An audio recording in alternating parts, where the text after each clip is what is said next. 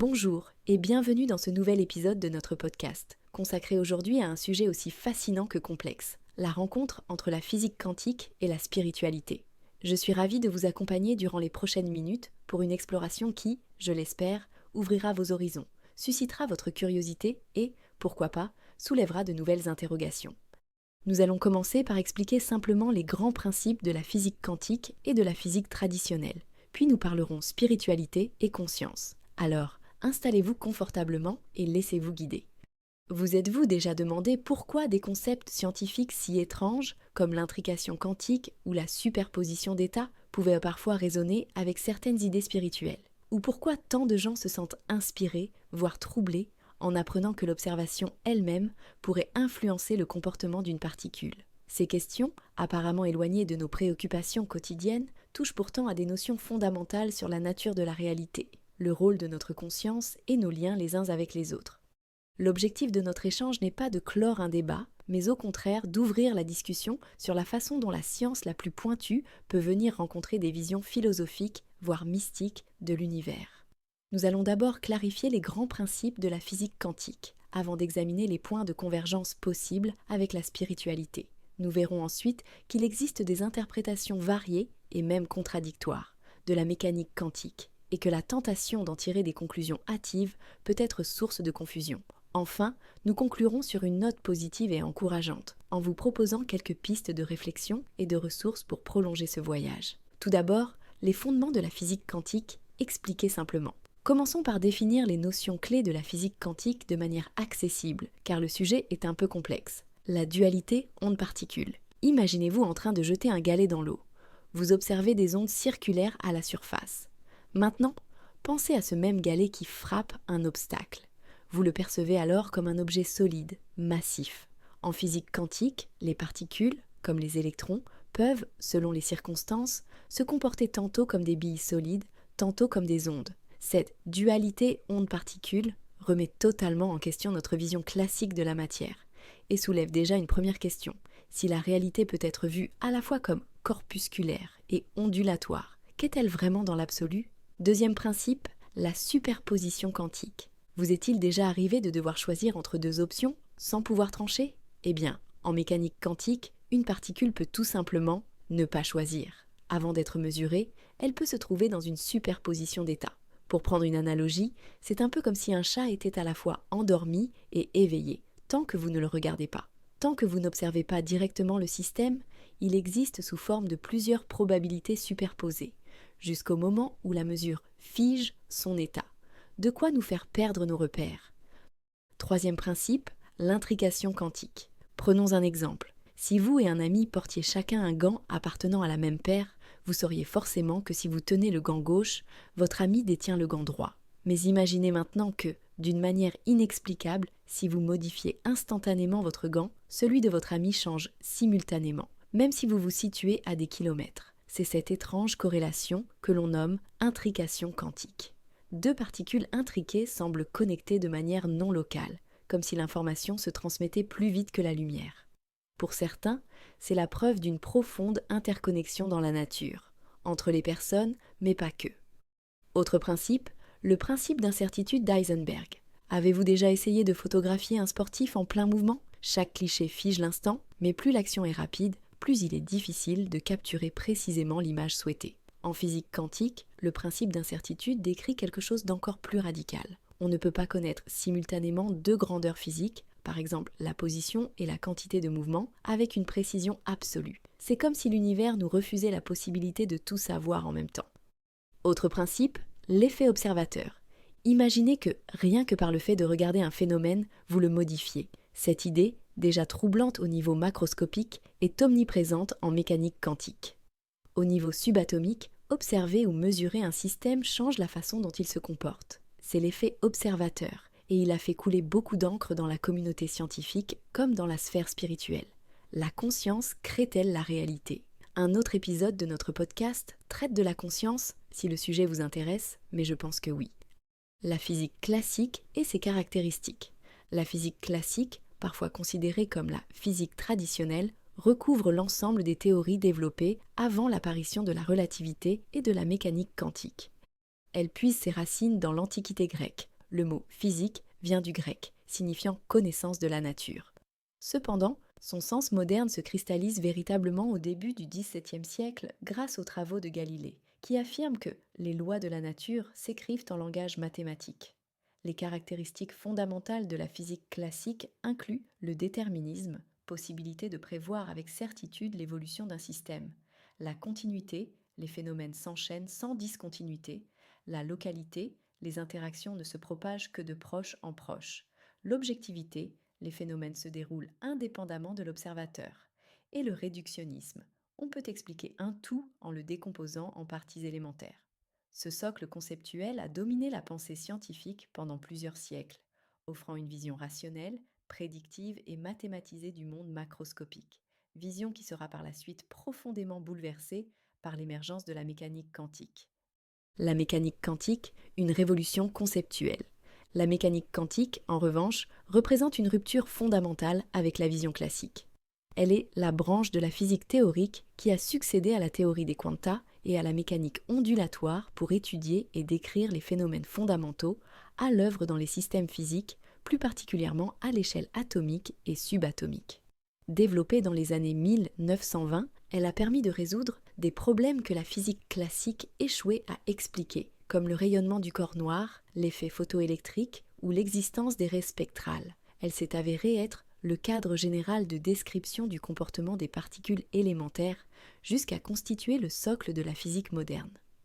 Les différences fondamentales entre la physique traditionnelle et la physique quantique. La mécanique quantique se distingue de la physique classique par plusieurs aspects fondamentaux. Des lois de probabilité différentes. En physique classique, les probabilités de différents événements s'additionnent simplement. En mécanique quantique, la probabilité d'un événement est liée à une amplitude de probabilité susceptible d'interférer, y compris de façon destructive. La quantification des grandeurs physiques. L'existence de grandeurs physiques ne pouvant se manifester que par multiples de quantités fixes, appelées quanta, qui donnent leur nom à la théorie. Des concepts contre-intuitifs. La mécanique quantique introduit des notions qui défient l'intuition, telles que la dualité onde-corpuscule, la superposition quantique, l'intrication quantique ou encore la non-localité. Le rôle de l'observation. Dans cette théorie, l'observation joue un rôle essentiel, conduisant à la réduction ou l'effondrement de la fonction d'onde et remettant donc en question l'objectivité classique. L'expérience des fentes de Young, une illustration emblématique. L'expérience des fentes de Young est considérée notamment par Richard Feynman comme la plus emblématique du comportement quantique de la matière. Elle illustre parfaitement la différence entre la physique classique et la mécanique quantique. Dans un cadre classique, une particule ne peut passer que par une seule fente à la fois. En mécanique quantique, la particule se comporte également comme une onde. Elle peut passer par les deux fentes simultanément, créant des motifs d'interférence. Cette expérience illustre la dualité onde-corpuscule, à la base de l'interprétation standard de la théorie, et montre comment la mécanique quantique a bouleversé nos conceptions séculaires de la réalité. Passons maintenant aux grandes interprétations de la mécanique quantique. La physique quantique laisse place à plusieurs interprétations. Voici quelques-unes des plus marquantes. L'interprétation de Copenhague. Probablement la plus enseignée et la plus standard, elle suggère que la réalité quantique est intrinsèquement probabiliste. Tant qu'il n'y a pas d'observation, la particule est dans une superposition d'états. L'acte d'observer fait s'effondrer sa fonction d'onde vers un état défini. Pour cette école de pensée, il ne sert pas à grand-chose de se demander ce que la particule fait vraiment avant la mesure. Seul compte le résultat observable. L'interprétation des mondes multiples. Et si, au lieu qu'une seule réalité se fige à la mesure, toutes les possibilités se réalisaient simultanément? C'est ce que propose l'interprétation des mondes multiples. Chaque fois qu'un événement quantique peut donner plusieurs issues, l'univers se scinde en autant de branches parallèles. Selon cette vision, nous existerions dans une infinité de mondes, chacun correspondant à un résultat différent. De quoi nourrir bien des réflexions métaphysiques. L'interprétation de Bohm.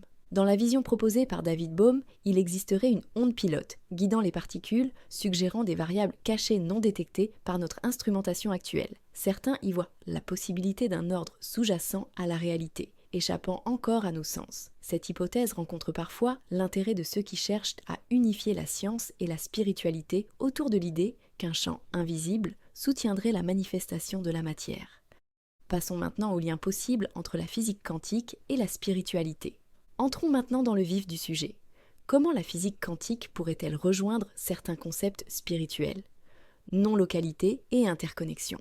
L'intrication quantique illustre la possibilité qu'un événement en un point de l'espace puisse avoir une influence immédiate sur un autre point, sans transiter par un signal mesurable. Pour certains courants spirituels, cela évoque l'idée d'une interconnexion universelle, où tout est lié. Cette vision fait écho aux traditions orientales, par exemple, qui insistent depuis longtemps sur l'unité fondamentale de toute chose.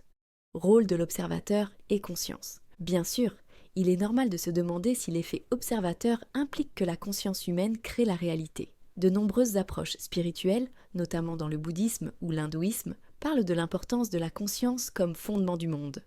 La physique quantique, sans le prouver, laisse planer l'idée que l'acte d'observer, de prendre conscience d'eux, joue un rôle clé dans la manifestation de la réalité. Nature probabiliste de la réalité et libre arbitre. La mécanique quantique est probabiliste. Même en connaissant toutes les conditions initiales, il n'y a pas qu'un seul futur possible. Certains y voient une fenêtre ouverte vers le libre arbitre et la possibilité de choix réels, dépassant le déterminisme strict de la physique classique. Dans beaucoup de traditions spirituelles, cette liberté est un élément central de l'existence, un levier pour agir sur sa vie et son karma. Potentialité et réalité multiples. Si vous avez déjà imaginé une vie parallèle où vous auriez suivi un autre chemin, l'interprétation des mondes multiples donne un écho scientifique à cette rêverie. Sur un plan spirituel, cela rejoint l'idée que la réalité serait un ensemble de potentialités parmi lesquelles nous naviguons, de sorte que, par nos intentions et notre attention, nous puissions façonner notre expérience. Passons maintenant au débat critique et aux objections possibles. À chacun de se faire son opinion ou de la ressentir.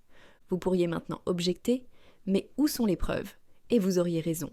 Abordons sans détour les points de vue critiques.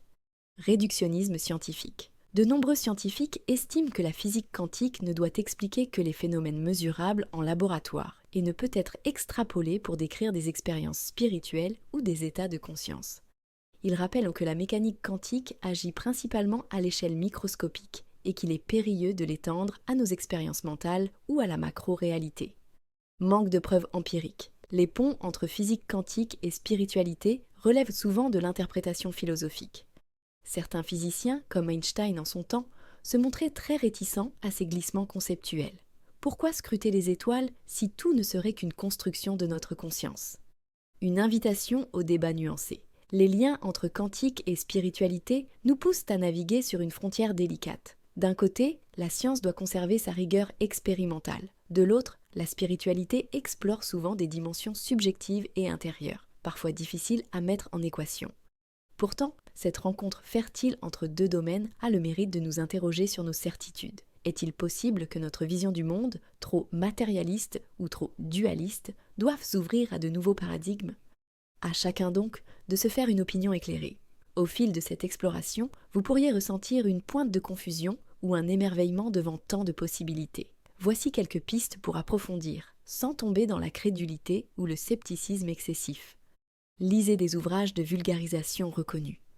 Optez pour des auteurs qui ont un bagage scientifique solide et qui se montrent pédagogues. Le célèbre physicien Julien Bobroff, par exemple, propose d'excellentes ressources pour comprendre la quantique de manière claire et ludique. Écoutez plusieurs voix. Interviewez dans votre esprit, ou en vrai si vous le pouvez, à la fois des physiciens, des philosophes, des théologiens et des représentants de traditions spirituelles. Le croisement des points de vue aide à développer une pensée nuancée. Faites l'expérience par vous-même. Bien sûr, vous ne pouvez pas reproduire chez vous une expérience d'intrication quantique, mais vous pouvez pratiquer la méditation, vous intéresser aux notions de pleine conscience et observer si cela modifie votre rapport à la réalité. Restez toutefois conscient que la démarche subjective, si elle enrichit votre vie, ne se substitue pas à la méthodologie scientifique. Restez ouvert tout en étant critique. Vous avez parfaitement le droit de douter lorsque des promesses trop grandioses se revendiquent abusivement de la mécanique quantique ou, à l'inverse, de remettre en question un matérialisme strict qui exclurait toute dimension de conscience. L'équilibre se situe souvent entre les deux. Vers une nouvelle conscience de la réalité, qui sait ? Au terme de ce voyage, nous avons effleuré l'étrangeté fascinante de la mécanique quantique, exploré ses interprétations variées et vu comment elle peut résonner avec des thèmes spirituels tels que l'interconnexion, le rôle de l'observateur ou la multiplicité des possibilités. Nous avons également discuté des critiques légitimes qui entourent la tentation de tout expliquer, par la physique quantique, alors que de nombreux phénomènes spirituels et existentiels restent du domaine de la subjectivité ou de la philosophie. Faut-il conclure que la physique quantique démontre la spiritualité ou l'inverse? Certainement pas de manière tranchée. Mais ce dialogue entre science et mystique a le mérite de réveiller notre curiosité et de remettre en question nos certitudes. Ne serait-ce pas là une forme de sagesse? Apprendre à cultiver l'émerveillement et l'humilité face à la complexité du monde? Si vous vous sentez inspiré, je vous invite à poursuivre vos recherches, à lire, à méditer, à échanger avec des personnes qui ont des approches différentes des vôtres. Tentez des expériences intellectuelles ou spirituelles nouvelles, en gardant toujours à l'esprit que la connaissance est un chemin sans fin, jalonné de découvertes inattendues. Alors, merci de votre écoute et de votre curiosité. Continuez d'explorer ces contrées passionnantes où se croisent les lois de la physique et les mystères de l'âme. Et qui sait, peut-être trouverez-vous, à travers cette quête, votre propre façon de donner un sens plus profond à la réalité qui vous entoure. Prenez soin de vous et bonne découverte. Nous nous retrouvons très bientôt pour un nouvel épisode. D'ici là, restez curieux, restez ouverts d'esprit et n'ayez pas peur de vous poser des questions qui vous dépassent. Après tout, c'est en explorant l'inconnu qu'on fait les plus belles trouvailles. À très vite.